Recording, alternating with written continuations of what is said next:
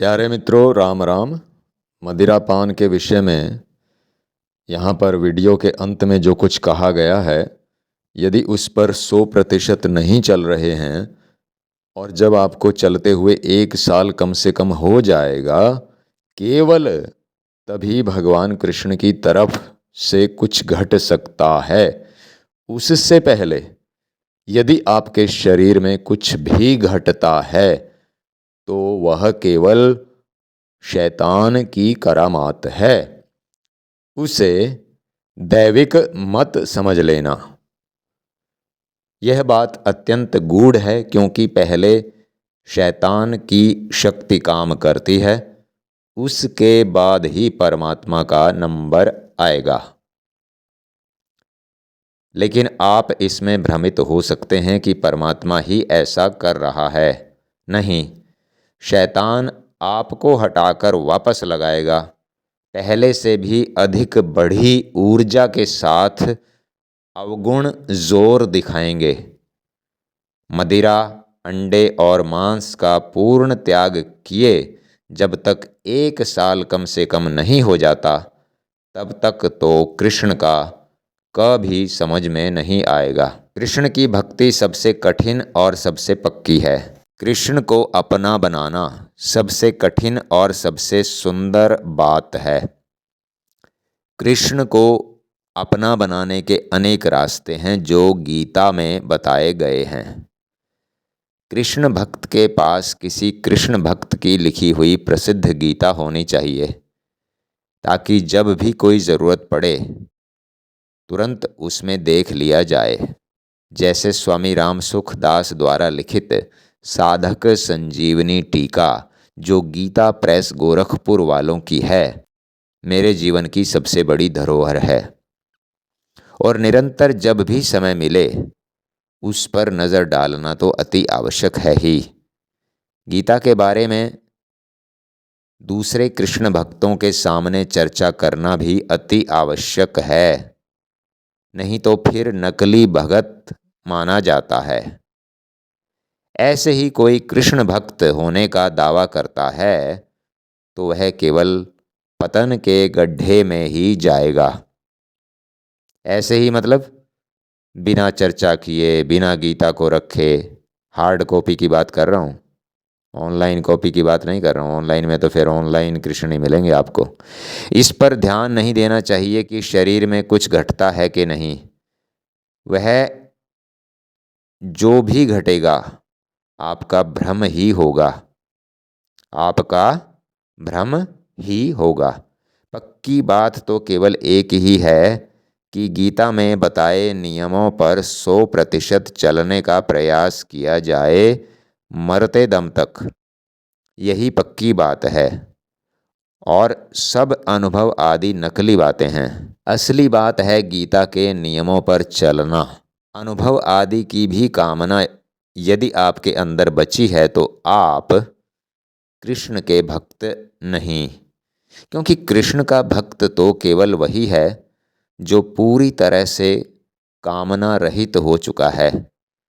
जब भक्त का अपना कुछ है ही नहीं तो फिर अनुभव की मांग कैसे हो सकती है।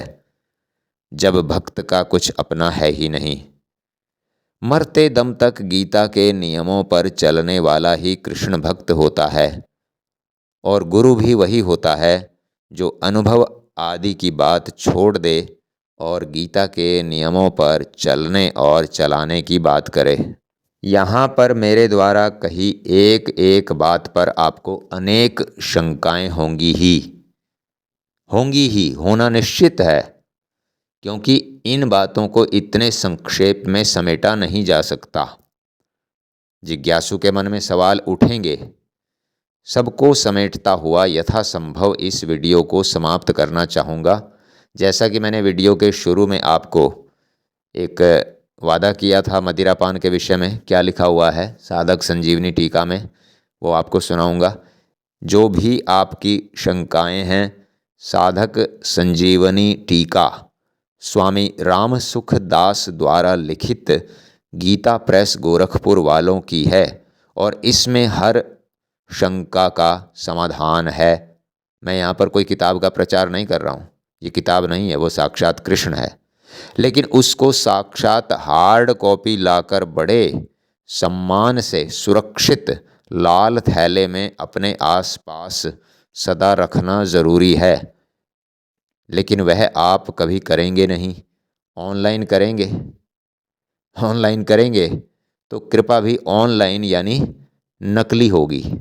भगवान कृष्ण ने गीता में ये बोला है कि मैं जीव के अंदर बैठकर, हृदय में बैठकर उसके कर्मों के अनुसार उसको घुमाता रहता हूँ। जैसे उसके कर्म हैं उनको फल देता हुआ और उसको घुमाता रहता हूँ, जैसे गाड़ी में घुमाते हैं ना आपको लोग, टैक्सी वाला। तो ये संविधान है, जो गीता है ये कृष्ण का संविधान है, ये परमपिता परमात्मा का संविधान है। अब जैसे आप मान लो, देखो मैंने पीछे बोला है ना कि कामना नहीं होनी चाहिए, कोई भी कामना नहीं होनी चाहिए। आप जेलर के घर में रहते हो तो फिर आपको जेल से डर क्यों लगेगा आपको? आप जेलर के घर में रहते हो भाई। जब आप भगवान कृष्ण के ही हो जाओगे तो भगवान कृष्ण की जो ये जेल है, ये संसार है जो, इसका आपको क्या मोह रह जाएगा, फिर क्या कामना रह जाएगी? और ये शरीर है, ये भी जेल है, इसकी आपको क्या कामना रह जाएगी? कैसे अनुभव चाहिए आपको? समझ रहे हो ना बात को? जेलर के घर में रहकर जेल जाने से फिर काहे का डर? जेल का डर कैसा? ऐसे ही जगत गुरु हैं भगवान। वसुदेव सुतं देवं कंसचाणूरमर्दनं देवकी परमानंदं कृष्णं वंदे जगद्गुरुं, कृष्णं वंदे जगद्गुरुं। इसमें जगद्गुरु टाइटल भगवान कृष्ण के लिए है, लेकिन कुछ संत भी लगाते हैं, यह बात समझ में नहीं आती। इसका मतलब तो फिर कल को कोई अपने आप को कृष्ण भी कहने लगेगा, कल को कोई अपने आप को राम भी कहने लगेगा। अगर जगत गुरु की जगह उन्होंने विश्व गुरु, ब्रह्मांड गुरु या सृष्टि गुरु या परलोक गुरु, कुछ भी ऐसा और भी बहुत शब्द थे, लेकिन जगत गुरु का टाइटल तो भगवान कृष्ण के लिए है। इसलिए मुझे यह बात समझ नहीं आई कि जगत गुरु किसी इंसान ने कैसे लगाया। तो अब 4/34 चौथे अध्याय के 34वें श्लोक में भगवान ने गुरु की बात की है। और वो गुरु की बात क्या की है मैं आपको पढ़ के सुना देता हूँ, फिर आपको पता चल जाएगा कि गुरु के नाम पर जो धोखे हो रहे हैं वो क्या हैं। आपकी समझ में आ जाएगा पूरा, देख लेना यहीं पे। ये लो जी, 4/34 यानी चैप्टर 4 श्लोक नंबर 34। तद्विद्धि प्रणिपातेन परिप्रश्नेन सेवया उपदेक्षन्ति ते ज्ञानम ज्ञानिनस्तत्वदर्शिनः। इसका मतलब क्या है कि जब तू ज्ञानियों के पास जाकर, यहाँ पे कोई ये नहीं बोला कि ज्ञानी के पास जाकर, इसलिए समझ लो कि कोई एक गुरु बनाना जरूरी नहीं है। आपकी अनेक गुरुओं के पास जाकर ज्ञान ले सकते हो, ठीक है।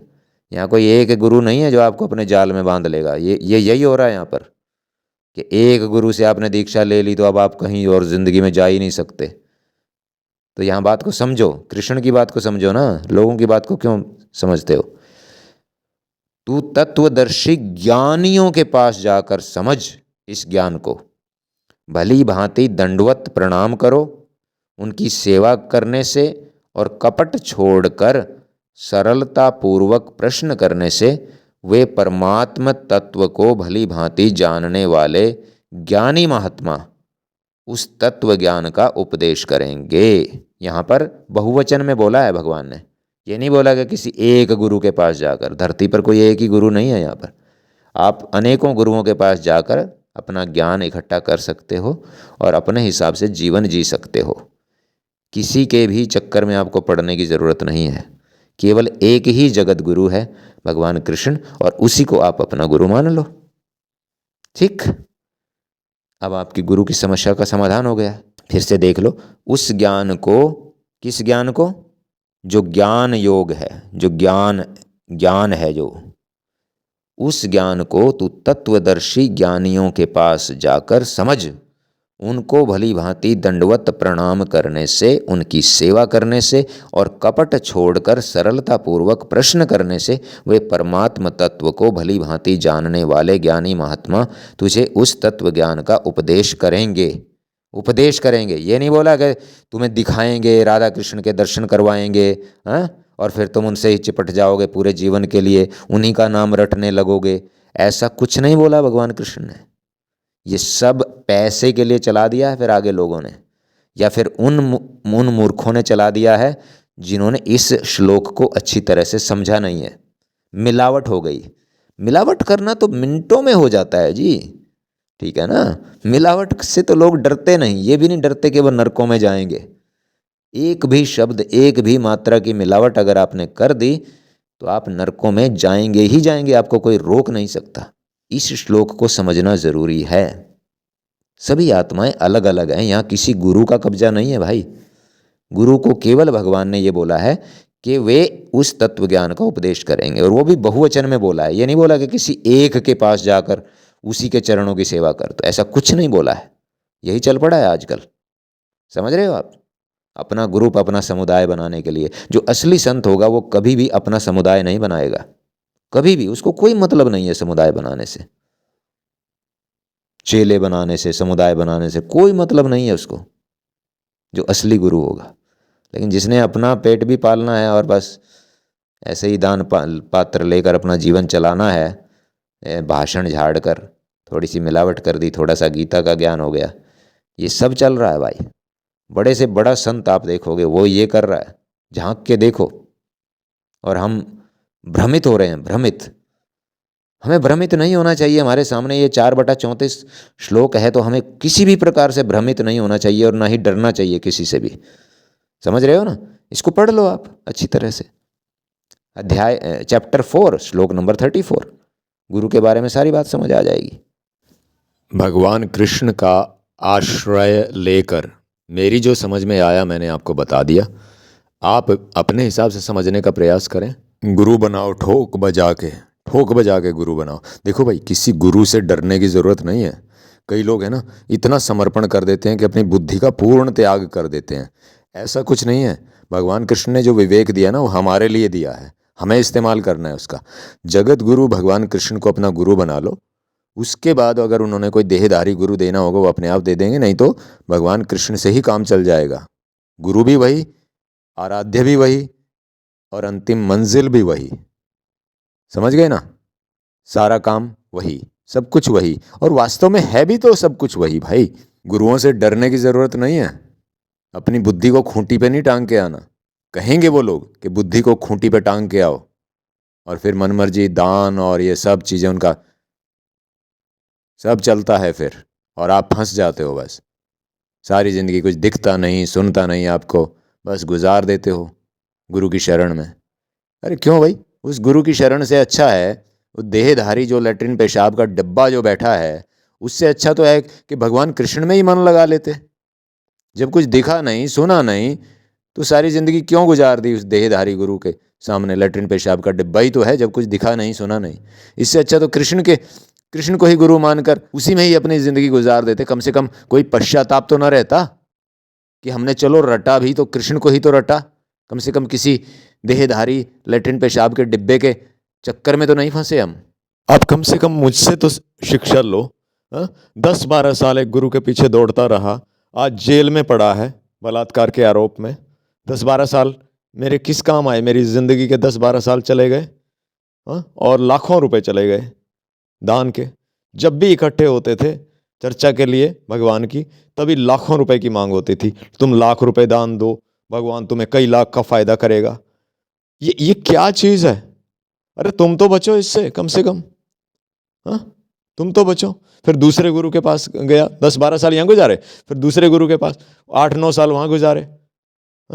वहाँ भी आखिर में इसी बात से तंग होकर छोड़ना पड़ा कि पैसे की मांग बहुत बढ़ गई थी। बहुत खर्चा हो गया था ध्यान का, इतना खर्चा। दुकानदारी, पूरी तरह से दुकानदारी हो गई। पैसा नहीं जेब में, इतना कैसे खर्चूं? 5 दिन का 8,000 रुपये कैसे खर्चूं? फिर वहां से छोड़ा। फिर जगत गुरु भगवान कृष्ण को ही अपना गुरु माना, देवराहा बाबा को अपना गुरु माना जो जिंदा नहीं है, उन्हीं उन्हीं को फॉलो किया, तब जाके जिंदगी सेट आई।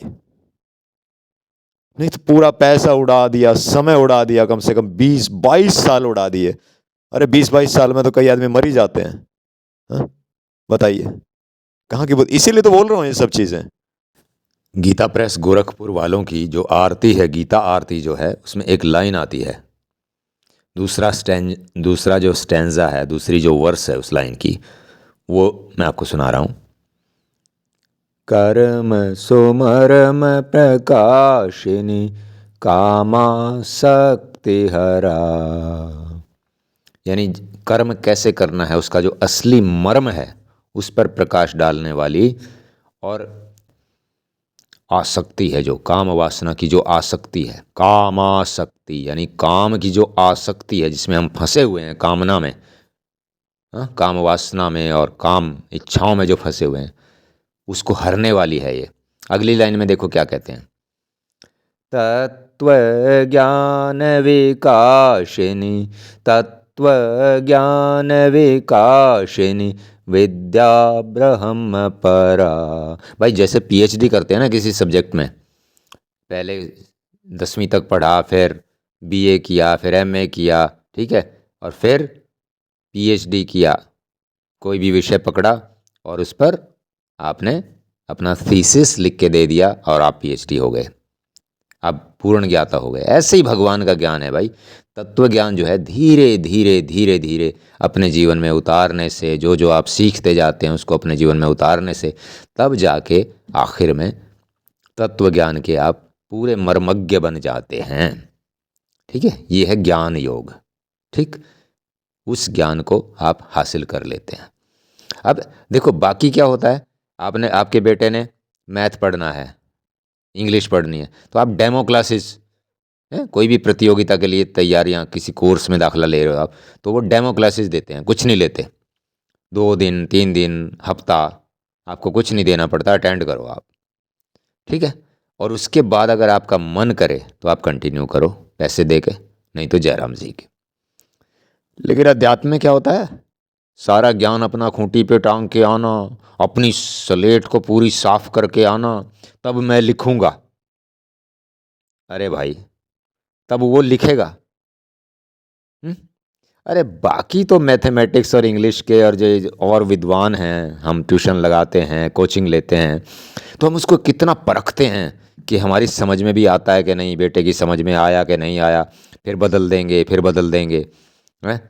तो ऐसे जब तक आपको ऐसा टीचर नहीं मिल जाता जो जिसका बिल्कुल एकदम दिमाग में घुस जाए बच्चे के, तब तक आप टिकते तो नहीं ना। और यहाँ पर उल्टा हो रहा है, चाहे किसी को लेटरिन के हाथ धोने ना आते हों, वो भगवान का ज्ञान दे रहा है आपको, और आपको कह रहा है कि आप आंख बंद कर लो, पूरी तरह से मूर्ख बन जाओ तुम। जब तक पूरी तरह से मूर्ख, पूरी तरह से बच्चे नहीं बन जाते, यानी समझ लो कि तुम कुछ नहीं जानते, ये बोलते हैं, तब आप आना। क्यों भाई, कुछ क्यों नहीं जानते हम? इसका मतलब सारी बुद्धि परमात्मा ने सिर्फ तुम्हारे गोदाम में जमा करा दी है क्या? है? और हमारी जो बुद्धि है वो कहीं कूड़ेदान पे से उठा के लाए थे क्या, जो उसको घर पे रख के आए? और तुम्हारी बुद्धि सीधी परमात्मा के घर से आई है, डायरेक्ट डिस्पैच हुई है तुम्हारे गोदाम में। ध्यान से सुनना, ऐसा है क्या? अरे भले आदमी, क्यों मूर्ख बनते हो उस गुरु के हाथों, है?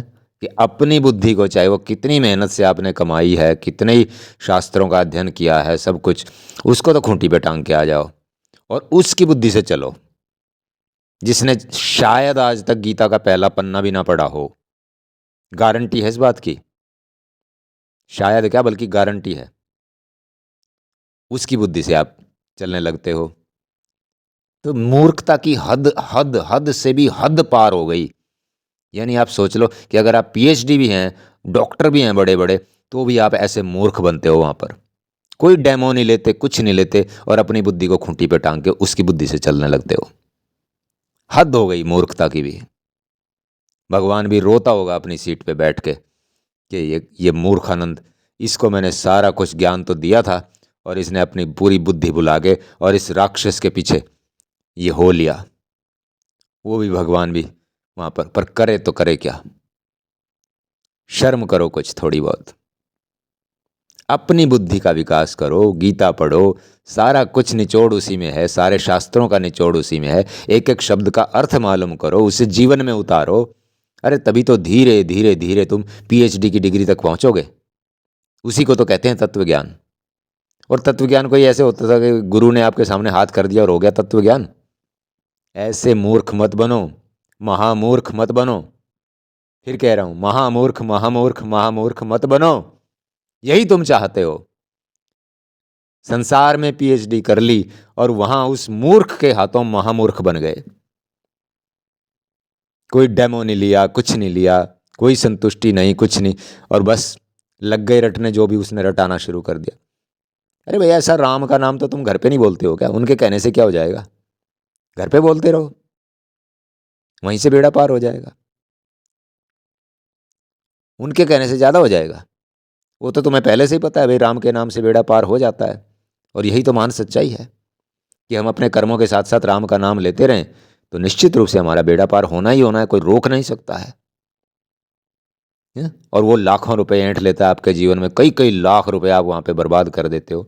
और समय, कितना समय बर्बाद करते हो, है? और कितना माथा रगड़ते हो वहाँ जाके, माथे को भी घिसा देते हो पूरा। आपको जाते जाते कुछ रहस्य की बातें बताता चलूं। ये जो डरावने सपने दिखाई देते हैं ना, कोई आपकी छाती पे आके बैठ गया, किसी ने आपकी गर्दन पकड़ ली पीछे से सपने में, और आप डर जाते हैं, और फिर जाते हैं आप इन झाड़ फूंक वालों के पास, इन तांत्रिकों के पास, इन गुरुओं के पास कि मुझे ऐसा ऐसा दिखाई देता है। अरे भाई, ये तो शुभ संकेत है, ये तो शुभ संकेत है भाई। इसका मतलब ये है कि पिछले जन्म में आपने अपनी ग्रेजुएशन पोस्ट ग्रेजुएशन तो कंप्लीट कर ली है, अब तो सिर्फ आपको पीएचडी करनी है बस। तो ऐसे ऐसे सपनों से डरा मत करो, ये तो परमात्मा के प्यार के संकेत हैं, समझ गए? और एक बार राम का नाम ले लो, वो चले जाएंगे, कुछ नहीं बिगड़ता। आप कभी बिगड़ा आपका?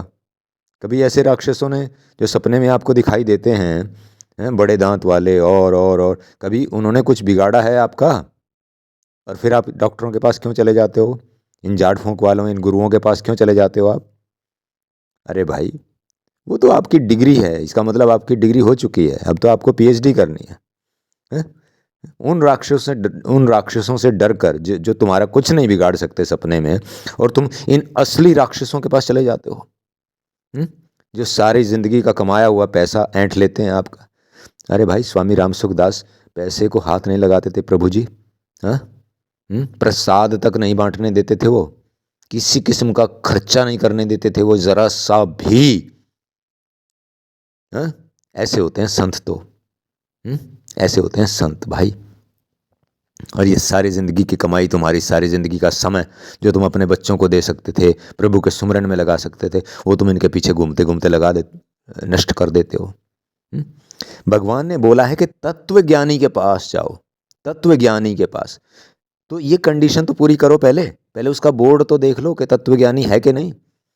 तुम इंस्टीट्यूट ज्वाइन करते हो, आकाश इंस्टीट्यूट, LRF, TRF, पता नहीं कितनी तरह की इंस्टीट्यूट होती हैं IIT के लिए, हैं? तो तुम पहले देखते हो ना, उनका रिकॉर्ड देखते हो सारा पिछले वर्षों का सब कुछ, तब अपने बच्चों को वहाँ पे भर्ती कराते हो, इतना पैसा जमा कराते हो। नहीं, इनकी तख्ती तो देख लो पहले, तत्वज्ञानी का इनकी मार्कशीट तो देख लो तत्वज्ञानी की। भगवान ने ये थोड़ा ही बोला कि तुम मूर्खों के पास जाओ। भगवान ने 4/34 में, चौथे अध्याय के 34वें श्लोक में क्या बोला है कि किसी तत्वज्ञानी के पास जाओ, तत्वज्ञानियों के पास जाओ। तो तत्वज्ञानियों को ढूंढो तो पहले, कौन है तत्वज्ञानी, उनकी तख्ती तो देखो, उनको पहले आजमाओ तो, उनको देखो तो कि वो तत्वज्ञानी है कि नहीं। उनकी डिग्रियां तो देखो भाई, पहले डिग्रियां तो चेक करो, कितने सालों तक उन्होंने वैराग्य का जीवन जिया, कितने सालों तक उन्होंने भक्ति की, कहाँ कहाँ क्या क्या कष्ट सहे, कि ऐसे ही महल में ही पैदा हो गए वो। उसकी एक यात्रा होती है, अध्यात्म की यात्रा, तब जाके तत्वज्ञानी बनते हैं। कि ऐसे ही तत्वज्ञानी बन जाते हैं, शू शू करके हाथ से शू कर दिया और बन गए तत्वज्ञानी। अरे मूर्खता की हद होती है। मैं फिर कह रहा हूँ, मेरी बातों का बुरा मत मानना, लेकिन आप मेरी बातों को झुठला के तो दिखला दो। क्या ये सच्ची बातें नहीं है? क्या ये सच्ची बातें नहीं? भगवान ने बोला तत्वज्ञानियों के पास जाओ। हैं? ऐसे ज्ञानियों के पास जाओ जो तुम्हारी बुद्धि की तो कदर नहीं करते, और उनकी बुद्धि डायरेक्ट भगवान के भंडार से आई है क्या? चेक तो कर लो फिर आई है कि नहीं। चेक भी नहीं करते, बस गर्दन टिका के बैठ जाते हो, ऊपर आंखों से भी नहीं देखते कैसी शक्ल है बाबा की, कैसा कुछ है, क्या है। और एक बात और सुन लो, ये जो ध्यान योग जो आप सीखते हो ना कहीं जाके, तो ध्यान योग में ऐसे होता है कि अगर आपके पिछले जन्म की यात्रा साफ सुथरी रही है तो आपकी ऊर्जा उठने लगती है ऊपर की तरफ, और जब आपकी ऊर्जा ऊपर की तरफ उठने लगती है तो आपको अनेक तरह के अनुभव होते हैं, डरावने अनुभव और तरह तरह के अनुभव होते हैं। बस उसी का ये फ़ायदा उठा लेते हैं तुम्हारा, कि हाँ भाई हमने तुम्हें दिखा दिया भगवान। वो भगवान नहीं होता, वो भगवान का रास्ता ज़रूर है, लेकिन वो भगवान नहीं होता। ऐसे ऐसे अनुभव जब ऊर्जा उठती है, थोड़ी थोड़ी उठने लगती है, ऊपर की तरफ उसकी यात्रा होने लगती है, तो ऐसे ऐसे अनुभव होते हैं। उनको सामान्य मानकर चलना चाहिए। अगर हम उन्हीं में खो गए, उन्हीं में इनके गुलाम बन गए, तो फिर भगवान तो कभी मिलेगा नहीं। आपने देखा होगा भाई, ऐसे मैंने देखे बहुत ऐसे अनुभव होते हैं, उनकी ऊर्जा उठती है, हाँ, और उनकी उनके अंदर ना काम वासना इतनी है, दूसरी औरतों से संबंध रखते हैं और करते हैं, मांस मिट्टी खाते हैं, तो वो फिर अच्छे आदमी क्यों नहीं बन गए? अगर वो भगवान होता, वो ये अनुभव भगवान होते, तो वो अच्छे आदमी क्यों नहीं बन गए? तो वे अनुभव भगवान नहीं होते हैं, वो एक यात्रा होती है, एक सामान्य यात्रा होती है। ठीक है ना? जैसे बाजार में से निकलोगे तो दुकानें तो आपको दिखाई देंगी ना, लेकिन इसका मतलब ये थोड़ा है कि वो दुकानें आपकी हो गई सारी, मालिक बन गए आप उन दुकानों के। भाई एक रास्ता है, आप निकल रहे हो, अनुभव हो रहे हैं, कहीं डरावने, कहीं कुछ कहीं कुछ, तो इसका मतलब ये थोड़ा है कि तुम्हें भगवान मिल गया। बस इसी का वो फायदा उठा लेते हैं कि तुम्हारा हुआ तो अपने आप, अपनी ऊर्जा से कुछ, और वो भाई हमने करा दिया। और वो जो इतने ध्यान योग की तुम्हें इतनी ट्रेनिंग देते हैं, तो वो लाखों लाखों रुपए फीस क्यों लेते हैं आपसे? क्या करेंगे वो पैसे का? उनकी तो पैसे की कामना पूरी खत्म हो जानी चाहिए। क्या करेंगे वो? अपनी पीठ पे लाद के ले जाएंगे क्या? पहले ये तो सोच लो कि जब उनके अंदर कामना बची है, इस तरह की भूख बची है, पैसा इकट्ठा कर रहे हैं बुरी तरह से, तो क्या वे परमात्मा से मिल गए? परमात्मा से मिलने वाले के पास कोई कामना नहीं रहती। पैसा इकट्ठा नहीं करता वो, बिल्कुल भी, बिल्कुल भी। पैसे से तो वो इतना डरता है जितना सांप से। समझ में आ गई क्या बात? ये जो तथाकथित तत्वज्ञानी है ना, तथाकथित जो गुरु बने बैठे हैं, जिनके लाखों लाखों करोड़ों करोड़ों शिष्य हैं, इनको तुम जाके पूछो।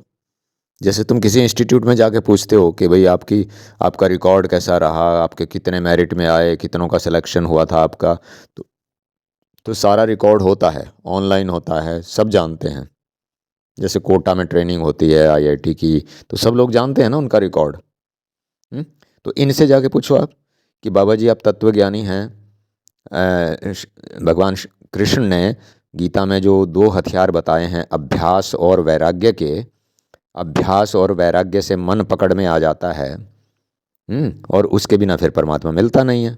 तो आपकी अभ्यास की और वैराग्य की यात्रा कैसे कैसे चली बाबा जी, बताओ हैं? और फिर कैसे कैसे आप पहुँचे, कौन कौन से आपने थीसिस लिखे हैं, कौन कौन से आपने वो लेख लिखे हैं, जैसे पीएचडी वाला लिखता है, क्या क्या आपने परोपकार किया है, हैं?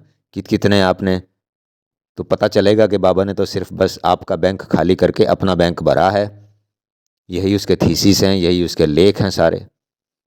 अरे भाई जो परमात्मा से मिलाने वाला होता है ना, वो तो ढूंढता है शिष्य को, कहता है कि बस आ जा तू, तेरी रोटी भी बना के मैं ही दूंगा। एक बार उसको पता चल जाए ना, भूख है इसको परमात्मा के नाम की, तो वो कहेगा कि मैं तुम्हें परमात्मा का नाम दूंगा, सिखाऊंगा तुम्हें कैसे कैसे करना है। हाँ, वो पैसे नहीं इकट्ठे करता तुमसे, पैसे भी अपने पास से ही दे देगा वो तो, क्योंकि परमात्मा का नाम है ही ऐसा। जब कोई जिज्ञासु मिल जाए और पता चल जाए कि ये प्यारा भगवान का पाना चाहता है, तो मन में ऐसी उमंग लगती है कि मैं इसको सारे रास्ते बता दूं। ठीक है ना? लेकिन एक बार पता तो चले कि वह जिज्ञासु है, फिर पैसे इकट्ठे करने की लालसा नहीं होती, बल्कि अपने पास से ही पैसे लगा देता है कि ले बेटा, तेरे को खाना मैं ही खिलाऊंगा, सब कुछ करूंगा, बस तू अभ्यास कर। और वैराग्य, अभ्यास और वैराग्य, अपने मन को पकड़ ले और परमात्मा तक पहुंच जा। और ये लोग, इनको देखो, ये तो आपके सारे बैंकों के पूरे डिटेल भी पता करना चाहते हैं कि यार कौन से बैंक में इसके पैसा बचा हुआ है, उसको भी ऐंठ लो। ऐसे आदमी परमात्मा से मिला सकते हैं आपको? जरा सोचो, शर्म करो थोड़ा सा। मतलब मैं बार बार आपको एक मंथन करने के लिए कह रहा हूँ। संसार में सब कुछ देखते हो और यहाँ आके अंधे बन जाते हो। क्यों भाई? भगवान इतना निर्दयी है क्या कि तुम्हें किसी के हाथों में सौंप देगा ऐसे ही? तुम्हें इतना गरीब पैदा किया है क्या? तुम्हारे अंदर बिल्कुल बुद्धि नहीं दी है क्या उन्होंने कि किसी के भी अरे गहरे नत्थु खैरे के पैरों में जाके तुम पड़ जाओगे कि मुझे भगवान से मिला दो? क्यों भाई? कौन सी जेब में है उसकी भगवान? कौन सा ऐसा लक्षण है उसका कि उसने भगवान को प्राप्त कर लिया है? आश्रम बना रखा बहुत बड़ा, हाँ, पूरे भंडारे चल रहे हैं, तो इसका मतलब भगवान मिल गया उसको? हाँ, ये होती है क्या भगवान मिलने की पहचान? अरे भगवान मिलने की पहचान तो वो होती है, एक रविदास बैठा है झोंपड़ी में, हाँ, और मीराबाई उसको करोड़ों का हीरा ला के देती है और वो उसकी तरफ देखता भी नहीं है। कबीरदास बैठा है, एक चद्दर बुनता है सारा दिन में और उसी को बाजार में बेच के जो मिलता है रोटी खा लेता है। उसके हजारों चेले हैं, लाखों, जो उस पर उसके 50 महल बनवा के तैयार कर सकते हैं, लेकिन उसको ज़रूरत नहीं है उनकी। वो होते हैं परमात्मा से मिलाने वाले। अरे इतने मूर्ख कैसे बन गए तुम?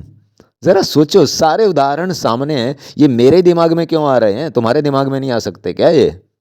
क्या परमात्मा तुमसे रूठ गया है? हैं? परमात्मा तुम्हारा दुश्मन है क्या कि उसने बुद्धि नहीं दी है? बस इस्तेमाल नहीं कर रहे हो। ऐसा इन गुरुओं के पास क्या है भाई? इन तथाकथित गुरुओं के पास ऐसा क्या है? हाँ? भगवान का जो गीता ज्ञान है ना, उसको समझने के लिए बहुत ही शार्प विटेड आदमी को होना चाहिए। शार्प विटेड, पूरी शार्प बुद्धि वाला। हाँ? और ये लोग कहते हैं कि मूर्ख बन के आओ हमारे पास, बुद्धि होनी ही नहीं चाहिए तुम्हारे पास। ये ऐसा कौन सा भगवान का ज्ञान देते हैं? गीता में तो ये गीता ज्ञान समझने के लिए आदमी को बहुत ही तीव्र बुद्धि का होना चाहिए, गौतम बुद्ध के जैसा होना चाहिए कि गौतम बुद्ध ने एक झटके में ही विचार कर लिया कि जन्म, मृत्यु, बुढ़ापा और बीमारी का रहस्य क्या है। इतना बड़ा वैज्ञानिक, गौतम बुद्ध जैसा वैज्ञानिक, कि एक एक केस आया और उसी पर विचार कर लिया और उसी पे पीएचडी कर दी और उसी टाइम फैसला ले लिया। इतनी तीव्र बुद्धि का व्यक्ति है? और ये लोग चाहते हैं कि तुम मूर्ख बन के आओ। ये कैसा भगवान? इनके पास ऐसा कैसा भगवान है जो मूर्ख बन के मिलता है? और गीता में ऐसा कौन सा भगवान है जो साक्षात भगवान ने बोला है वाणी कि उसको समझने के लिए आपको तीव्र बुद्धि वाला होना चाहिए? ये तो उल्टी बात हो गई। यानी भगवान झूठा हो गया और ये सच्चे हो गए। भगवान तो चाह रहे हैं कि आपकी तीव्र बुद्धि हो, विवेक हो, सोचो आप, जन्म, मृत्यु, जरा, बुढ़ापे का कारण और बीमारी का कारण आप ढूंढो। इतनी तीव्र बुद्धि आपकी होनी चाहिए। और ये क्या कह रहे हैं? ये क्या कह रहे हैं कि तुम मूर्ख होने चाहिए, बिल्कुल तुम्हारी स्लेट पर कुछ भी लिखा हुआ नहीं होना चाहिए। वाह जी वाह, वाह भाई वाह। इनसे पूछो, तुम कोई भी सवाल पूछने लगो ना, इतने अहंकारी होते हैं ये खुद। ज़रा सा भी इनसे पूछो कि भगवान जी आपको परमात्मा के दर्शन हुए हैं, आपकी यात्रा कैसे कैसे हुई, क्या क्या पापड़ बेले, तो वो ये क्या कहेंगे कि जाओ भागो यहाँ से, तुम तो श्रद्धा नहीं है तुम्हारी, अहंकारी हो, तुम्हें गुरु से बात करना नहीं आता, तुम्हारे अंदर तो अभी बहुत कुछ कचरा, कचरा बोलते हैं उसको, जो बुद्धि है आपकी, बुद्धि के कारण आप पूछ रहे हो तो उसको कचरा बोलते हैं आपकी बुद्धि को। और इनकी बुद्धि बिल्कुल प्योर, निर्मल है। अरे भले आदमी, समझ जाओ, इसी से समझ जाओ, समझ लो कि परमात्मा कहाँ मिलेगा। परमात्मा मिलेगा गीता में। गीता को पढ़ो, गीता को समझो, संस्कृत भी सीखो। मैंने 53 साल में संस्कृत सीखी है, बूढ़ा होके अभी। हाँ, संस्कृत भी सीखो, एक एक शब्द का अर्थ सीखो जो भगवान ने कहा है गीता में। हाँ, जन्म, मृत्यु, बुढ़ापा और बीमारी पर विचार करना सीखो कि इसके इन दुखों का कारण क्या है। हर चीज़ के लिए भगवान ने वहाँ पे इतनी ज़बरदस्त ट्रेनिंग दी है और एक पैसा नहीं लिया आपसे। सोचो ज़रा। और इन मूर्खों के पास चले जाते हो। हद हो गई भाई, हद हो गई। और फिर बोला है भगवान ने कि उस ज्ञान को जानकर तेरा जो मोह है वो दूर हो जाएगा। सब संपूर्ण भूतों को निःशेष भाव से यानी पूर्ण रूप से पहले अपने में और फिर मुझ सच्चिदानंद परमात्मा में देखेगा। इसको समझ लो आप। सारा समझाना मैं यहाँ मेरे लिए संभव नहीं है इतनी छोटी सी वीडियो में, ठीक है। आपको उदाहरण दे रहा हूँ, आपको एक रास्ता दिखा दिया, गीता ही एक रास्ता है, वहाँ जाके पढ़िए, कोशिश करिए। जब आप अपनी कोशिश करोगे तभी आपका अपना कुछ हो पाएगा। मेरे पास जो कुछ है वो मेरा है, वो आपका कैसे हो सकता है? जब आप कोशिश करोगे, आप चलोगे, तो भगवान कृष्ण की आप पर भी कृपा होगी और आपका भी हो जाएगा। वो सारी कृपा वहीं से आती है। मेरी कृपा मेरे लिए वहीं से आई है, आपके लिए भी वहीं से आएगी। मुझसे आपको कुछ नहीं मिलेगा, गुरु से आपको कुछ नहीं मिलेगा, ठीक। बस गुरु आपको ज्ञान का उपदेश दे देगा, आप उसको मानते हो तो वो आपका अपना है, चलते हो तो वो आपका अपना है, और अगर आप उसका तिरस्कार करते हो तो आपका अपना नहीं है। चाहे गुरु से ले लो या गीता से ले लो, कहीं से भी ले लो। मदिरा पान करने वालों को शास्त्रों में महापापी कहा गया है। अर्थात जैसे स्वर्ण की चोरी करने वाला, स्वर्ण यानी सोने की चोरी करने वाला, मदिरा पीने वाला यानी शराब पीने वाला, गुरु पत्नी गमन करने वाला यानी अपने गुरु की पत्नी से संबंध बनाने वाला, ब्राह्मण की हत्या करने वाला, ये चारों महापापी हैं। ब्राह्मण कौन होते हैं जी? जिनको ब्रह्म का ज्ञान हो गया। यहाँ पर जाति के हिसाब से बात नहीं कही गई है। ब्राह्मण यानी जिसको ब्रह्म ज्ञान है, परमात्मा का, कृष्ण का ज्ञान जो रखता है। ये चारों महापापी हैं। और एक पांचवा महापापी कौन है? जो इनका संग करता है, जो इनकी संगति में रहता है। इन चारों की किसी एक की भी संगति में रहता है तो वह पांचवा महापापी हो गया। इससे सिद्ध होता है कि मदिरा पान सर्वथा निंदनीय, मांसाहार से भी अधिक निंदनीय और पतन करने वाला है। गंगा जी सबको शुद्ध करने वाली हैं, परंतु यदि गंगा में मदिरा का पात्र डाल दिया जाए तो वह शुद्ध नहीं होता। जब मदिरा का पात्र भी यानी जिसमें मदिरा डाली जाती है इतना अशुद्ध हो जाता है, तब मदिरा पान करने वाला यानी मदिरा पीने वाला कितना अशुद्ध हो जाता है, इसका कोई ठिकाना नहीं है। मदिरा के निर्माण में असंख्य जीवों की हत्या होती है। मदिरा पान से होने वाली सबसे भयंकर हानि यह है कि इसमें अंतःकरण में रहने वाले यानी अपनी आत्मा में रहने वाले धर्म के अंकुर नष्ट हो जाते हैं। तात्पर्य है कि मनुष्य के भीतर जो धार्मिक भावनाएं रहती हैं, धर्म की रुचि, संस्कार जो रहते हैं, उनको मदिरापान नष्ट कर देता है। इससे मनुष्य महान पतन की तरफ चला जाता है। जय राम जी की। हरे कृष्ण। राधा कृष्ण राधा कृष्ण राधा कृष्ण। सीताराम सीताराम सीताराम सीताराम।